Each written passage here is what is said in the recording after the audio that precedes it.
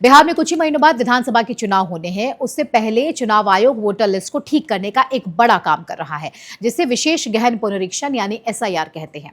चुनाव आयोग ये सब इसलिए कर रहा है ताकि फर्जी वोटिंग न हो, वोटिंग लिस्ट में जो गड़बड़ी थी उसे ठीक किया जा सके। लेकिन चुनाव आयोग के इसी सुधार को लेकर विपक्षी दलों से लेकर तथाकथित पत्रकारों के पेट में मरोड़े उठ रही हैं और हर दिन चुनाव आयोग उनके फर्जी दावों के आंकड़ों और झूठे प्रोपोगेंडा का मुंहतोड़ जवाब दे रहा है।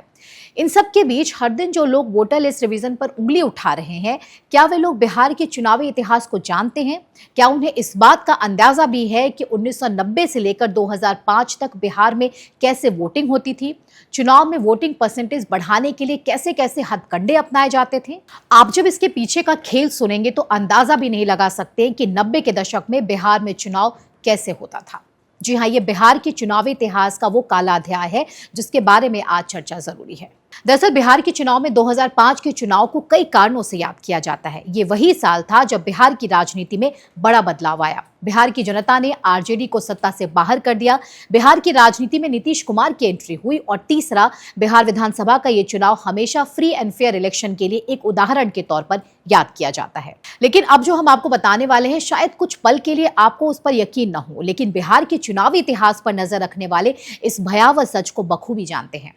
आज एसआईआर से जिन लोगों को डर लग रहा है, उन्हें कुछ ऐसे आंकड़े हम दिखाने जा रहे हैं जिसके पीछे के खेल को झूठा बता पाना उनके लिए मुश्किल है। ये बात 2005 के विधानसभा चुनाव की है, जब बिहार में बदलाव वाली लहर में लालू की आरजेडी सत्ता से बाहर हुई थी और उस समय वोटर टर्नआउट 62 से 63% से गिरकर 45% हो गया था। यह हम जानते हैं कि 2005 के चुनाव में आरजेडी के सत्ता से बाहर जाने के पीछे एंटी इनकम्बेंसी फैक्टर बड़ा कारण था, यानी सत्ता विरोधी लहर। आमतौर पर ऐसी परिस्थिति में वोटिंग परसेंटेज बढ़ता है जिसमें जनता पिछली सरकारों के कामों से असंतुष्ट होकर अपने जनप्रतिनिधियों के खिलाफ वोट करती है। लेकिन 2005 के पहले लालू यादव के पिछले 3 कार्यकाल के दौरान हुए चुनाव में 60% से ज्यादा वोटिंग हुई। 1990, 1995 और 2000 में हुए विधानसभा चुनाव के वोटिंग परसेंटेज के आंकड़े देखिए आप। 2000 के चुनाव में 63% वोटिंग हुई, 1995 के चुनाव में 62% वोटिंग और 1990 के चुनाव में भी 62% वोटिंग हुई थी। सोचिए, पिछले लालू राज में सभी विधानसभा चुनाव में 60% से ज्यादा वोटिंग हुई, लेकिन 2005 में मात्र 45% वोट। दरअसल ये सिर्फ आंकड़ों का खेल नहीं था, ये लालू यादव के जंगल राज के उसी अध्याय का मात्र एक पन्ना था जिससे लोकतंत्र का महापर्व भी अछूता नहीं था। आखिर बिहार में 2005 के चुनाव में वोटिंग फीसदी कम क्यों रहा? आश्चर्य हुआ आपको? इसके मायने समझ रहे हैं आप? इसका मतलब ये है कि पहले के मतदान प्रतिशत फर्जी थे, जिसे बूथ कैप्चरिंग द्वारा बढ़ाया गया था।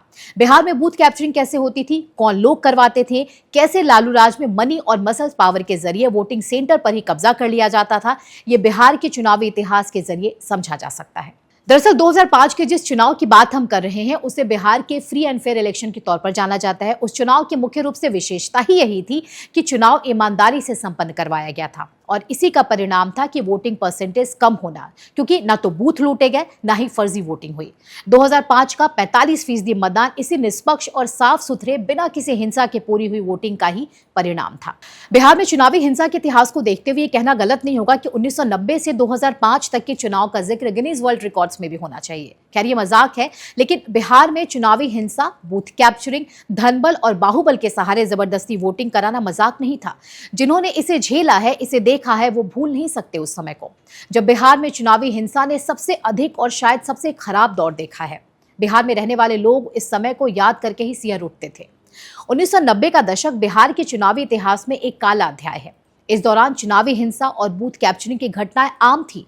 लोगों को अपने वोट का इस्तेमाल करने से रोका जाता था और कई बार तो वोटरों को अपनी जान से हाथ तक धोना पड़ता था, जिसका दुष्परिणाम ये हुआ कि इससे न केवल लोगों का चुनाव प्रक्रिया में विश्वास कम हुआ, बल्कि इससे राज्य की कानून व्यवस्था भी प्रभावित हुई थी। अब जबकि 2025 में एक बार फिर बिहार में चुनाव होने जा रहे हैं, चुनाव आयोग को एसआईआर के जरिए कई अनियमितता का पता लगा है।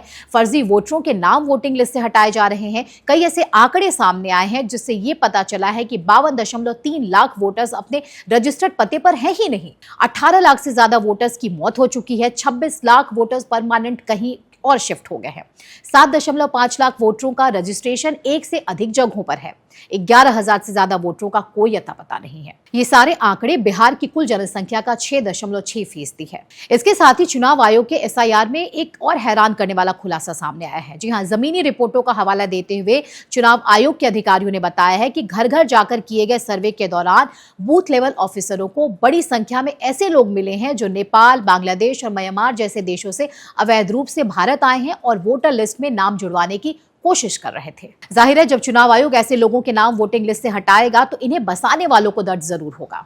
बस इसी कारण विपक्षी दलों के साथ पूरा टूल किट गैंग बौखलाया हुआ है। विपक्षी पार्टियां ये कहकर शोर मचा रही हैं कि ये जांच सिर्फ एक बहाना है और चुनाव आयोग भाजपा की बी टीम के तौर पर काम कर रही है। चुनाव आयोग गरीब, दलित, पिछड़े और मुस्लिम लोगों को वोटर लिस्ट से हटाना चाहती है। दरअसल विपक्षी दलों का यह प्रपंच पिछले कई विधानसभा चुनाव में चल नहीं सका, तो अब बिहार के सहारे इस फैंटेसी को पूरा करने की कोशिश की जा रही है। जबकि सच्चाई यह है कि बिहार में 2003 में भी एसआईआर हुआ था। 90 के दशक में भी देश में 3-3 बार ये किया जा चुका है। फिर हंगामा सिर्फ अभी क्यों?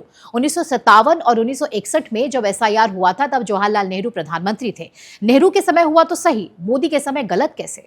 दरअसल यहां बात गलत और सही से कहीं ऊपर डर की है। ये डर, ये घबराहट है विपक्षी दलों की जो अब तक फर्जी वोटरों के सहारे वोट पाते थे। अवैध रूप से रह रहे वैसे लोगों के लिए इनका दर्द सामने आ रहा है जो इन पार्टियों के लिए वोट देते थे। एसआईआर के जरिए बिहार के कुछ इलाकों में, खासकर सीमांचल के जिलों में जहां सालों से अवैध रूप से रह रहे लोग जो फर्जी वोटर आई कार्ड के जरिए अपना वोट देते थे, उनका अब पर्दाफाश हो जाएगा। साथ ही जो लाखों डुप्लीकेट वोटर्स हैं उनका खेल भी खत्म हो जाएगा, जिसका असर सीधे सीधे विपक्षी पार्टियों के वोट बैंक पर पड़ेगा। फिलहाल विपक्षी दलों के साथ टूल किट गैंग के पेट में तब तक दर्द उठेगा जब तक कि चुनाव आयोग की ड्राइव चलेगी। वैसे चुनाव है तो बहुत कुछ और सामने आएगा। तब तक बने रहिए हमारे साथ ही हमारे दूसरे वीडियोस को देखने के लिए हमारे YouTube चैनल को सब्सक्राइब करना ना भूलें। धन्यवाद।